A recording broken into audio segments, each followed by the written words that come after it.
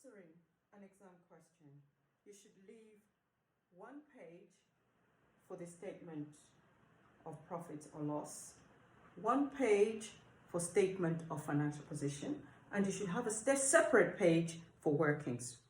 So now, on the workings page, we're going to calculate depreciation.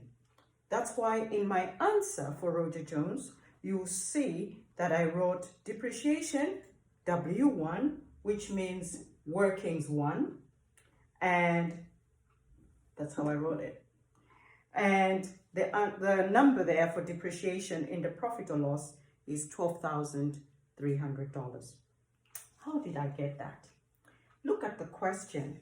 When you look at the additional information, it states that depreciation for the year ended 31st of May 20X1 has been charged as follows.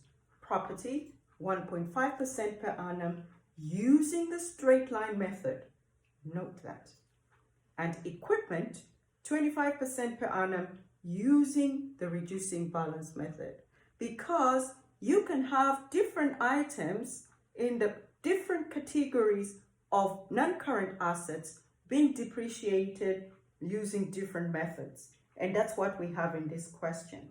So for the property, it's being depreciated using the straight line method.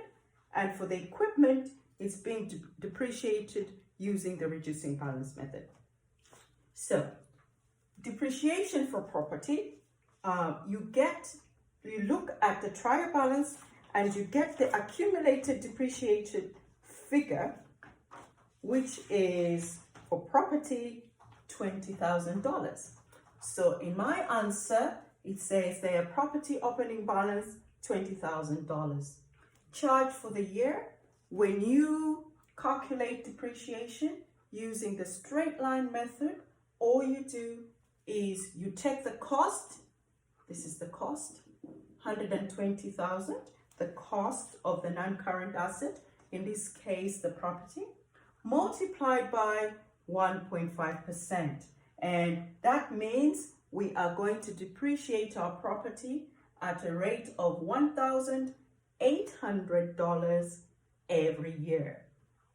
Therefore, that's the charge for the year. It means the closing balance for accumulated depreciation is $21,800. Now, let's look at equipment. Equipment, as I've said, is depreciated using the reducing balance method. And when you look at your trial balance, the opening accumulated depreciation is $38,000. Now remember that the formula for calculating reducing balance is different from straight line. Therefore, you need to find the net book value of the equipment multiplied by the rate, which is 25%. Now, how do you find net book value? Net book value is obviously 80 cost take away accumulated depreciation, which I have put in brackets here.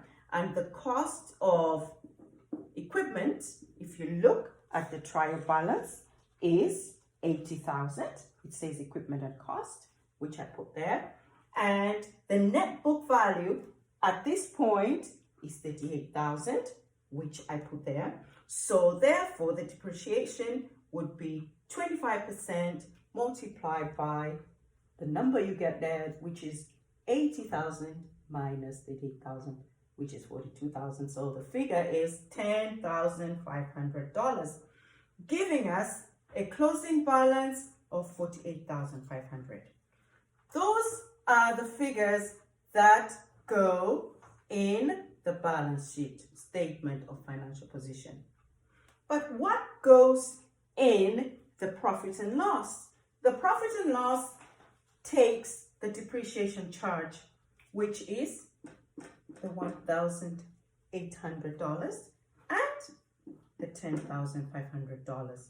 Therefore, when you add them together, the depreciation charge for the year for all the non-current assets is $12,300.